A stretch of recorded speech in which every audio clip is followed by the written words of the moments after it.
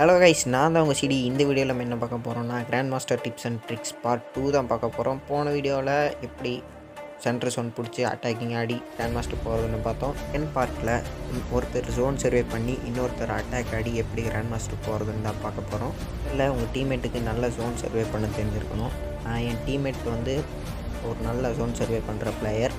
நான் இந்த சீசன் இந்த பையன் கொண்டு தான் கிராண்ட் மாஸ்டர் புஷ் பண்ண போகிறேன். டியோ தான் புஷ் பண்ண போகிறேன். ஒரு நல்ல ஒரு ஜோன் சர்வேவர்னு சொல்லலாம். குறைஞ்சபட்சம் மெடிக்கிட்ட வச்சே இந்த பையன் ரொம்ப நேரம் ஜோனுக்குள்ளே நிற்பான். அடுத்த ஒரு நல்ல பிளேயர். இந்த ஜோன் சர்வே பண்ணி அட்டாக் ஆடி போகிறதுல ஒன்று தான் முக்கியம். நீங்கள் ஃபஸ்ட்டு எனிமியை ஃபைட் எடுக்கவே கூடாது. ஒரு ஓரமாக இறங்கணும். உங்களால் எவ்வளோ மெடிக்கிட் எடுக்க முடியுமோ அவ்வளோ மெடிக்கிட் எடுத்து உங்கள் டீம்மேட் விட்டு கொடுக்கணும். இந்த இடத்துல பார்த்திங்கன்னா நாங்கள் ரின்னம் போகலான்னு இறங்குவோம். ஆனால் எங்களுக்கு முன்னாடியே அங்கே ஒரு டியோ போயிடும். அப்புறம் என் டீம்மேட்டோட சொல்லிடுவேன், ஓடுறா நான் பார்த்துக்கிறேன், அவனுக்கு போய் கிளியர் பண்ணிட்டு அப்புறம் அங்கே லூட் அடிச்சிக்கலாம் அப்படின்னு சொல்லிட்டேன். அவனும் ஓட்டான். இப்போ நான் போய் அங்கே இருக்க எனிமையை நான் கிளியர் பண்ணணும்.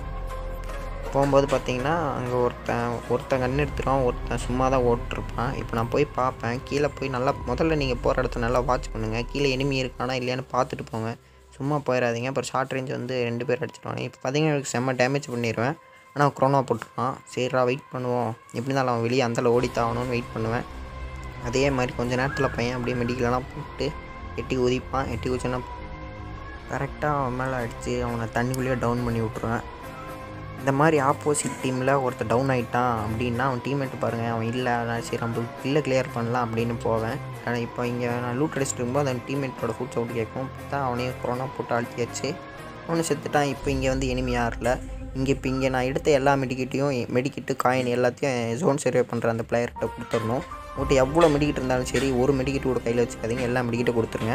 டப்புன்னு பார்த்தீங்கன்னா இங்கே எனிமி வந்துடுவான். என் டீம்மேட் ஒரு டவுன் வச்சுருவாப்பில். அப்புறம் இன்னொருத்தன் என் டீம்மேட்டை டவுன் பண்ணிடுவான். டக்குன்னு அவனை கிளியர் பண்ணி விட்டு மறுபடியும் இவங்ககிட்ட லூட் அடிக்கணும். லூட் ஷேர் பண்ணுங்கள். மெடிக்கிட்டு இது மாதிரி கிளியர் எங்காச்சும் டியோ கிளியர் பண்ணுறீங்கன்னா அவன்கிட்ட இருக்க மெடிக்கிட்டு எல்லாத்தையும் எடுத்து உங்கள் டீம்மேட் கொடுத்துருங்க. மெடிக்கிட்டு காயிங்க. அப்போ தான் நீங்கள் எத்தனை தடவை செத்தாலும் உங்கள் டீம்மேட் தூக்கி விடுவார். யார் ஜோன் சர்வே பண்ணுறாங்களோ அவங்களுக்கு பேரல் கொடுத்துருங்க. குறைஞ்சது 3 பேரல் கொடுக்கணும். இது நான் உங்களுக்கு சொல்கிறங்காட்டி ஒரு பேரல் கொடுத்து காட்டுறேன்.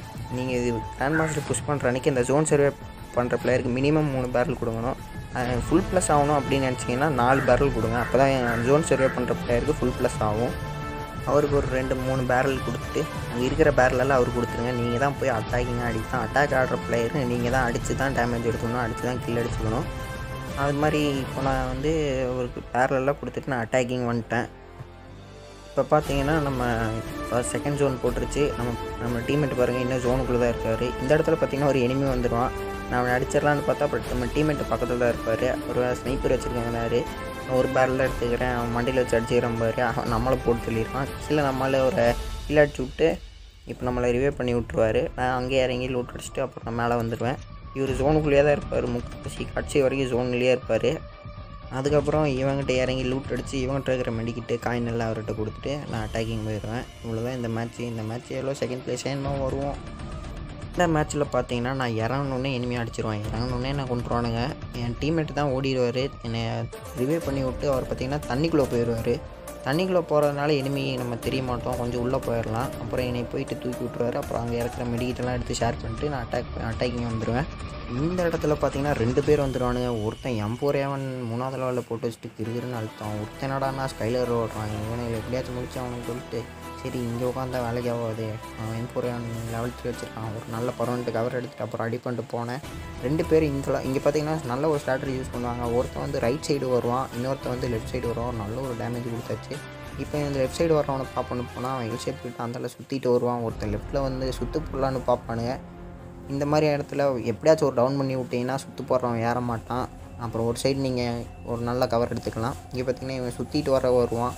இந்த இடத்துலையும் அவன் குளுவால் போடுவான், இருந்து டவுன் பண்ணி விட்ருவேன். அப்புறம் அவனுக்கு கில் அடித்தாச்சு.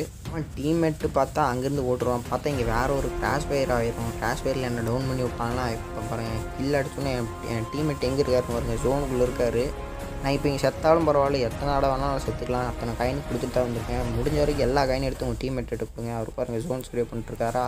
இப்போ ஒரு தூக்கி விடுவார். எந்த ஜோன்னு பாருங்கள். ஏன் நேரம் மறுபடியும் இறங்கி அவன் கையாலேயே சாவேன். நீ எப்படா இவன் கில் அடிச்சு விடுவான், சரி மறுபடியும் இறங்கலாம் அப்படின்னு பார்த்துட்ருப்பேன். மாடு பார்த்தீங்கன்னா இந்த ஜோனுக்குள்ளே வெயிட் பண்ணிட்டு இருப்பார். சீக்கிரம் சாவு ப்ரோ, நான் தூக்கி விட்றேன்னு. இவன் கில்லே அடிக்க மாட்டான். கடைசியில் நான் செத்துருவேன். நம்ம டீம்மேட்டே நம்மளை மறுபடியும் தூக்கி விட்ருவாரு. பாருங்கள் எந்த ஜோன்னு பாருங்கள், இந்த ஜோனுக்குள்ளே உள்ளே இருக்கார். உள்ளேருந்து நம்மளை ரிவ்யூ பண்ணி விட்ருவார். இப்போது மறுபடியும் நம்ம வேறு பக்கம் இறங்கி மறுபடியும் லூட் அடிப்போம். மறுபடியும் இறங்கிட்டேன்னா பாருங்கள் எந்த ஜோனுக்குள்ளே எங்கே இருக்காருன்னு பாருங்கள். இதுக்கு அடுத்து ஒரு ஜோன் போடும். அந்த ஜோனுக்கு உங்கள் டீம்மேட்டை ஜோனுக்கு சென்டருக்கு வரக்கூடாது, ஒரு ஓரத்தில் வந்து உட்கார சொல்லுங்கள். ஏன்னா அடுத்த ஜோன் நல்லா குறையும், ஹெச்பி நல்லா லாஸ் ஆகும். ஏன்னா இப்போதான் அப்டேட்டுக்கு அப்புறம் ஹெச்பி லாஸ் அதிகப்படுத்திட்டாங்க. சரி, இப்போ வாங்க கேரக்டர் ஸ்கில் என்ன வைக்கிறது ஜோன் சர்வேக்கு பார்த்துக்கலாம். ஃபஸ்ட்டு கே கேரக்டர் வச்சுக்கோங்க. ஃபஸ்ட்டு ஒரு ஜோனுக்கு நீங்கள் மெடிக்கிட்டே யூஸ் பண்ண தேவையில்லை, அதுவே பார்த்துக்கும். அப்புறம் ஸ்டெஃபி கேரக்டர் மெடிக்கிட் அதிகமாக ஹெச்பி ஏறும், அது வச்சுக்கோங்க. அதுக்கடுத்து பார்த்தீங்கன்னா ஃபோர்டு கேரக்டர். ஜோன் சர்வேக்கு முக்கியமான கேரக்டர் இதுதான், ஃபோர்டு கேரக்டரு. அவ்வளோதான் கைஸ் இந்த வீடியோ உங்களுக்கு யூஸ் பண்ண இருந்துச்சுன்னா உங்கள் ஃப்ரெண்ட்ஸுக்கெல்லாம் ஷேர் பண்ணி விடுங்க, லைக் பண்ணுங்கள், சப்ஸ்கிரைப் பண்ணுங்கள்.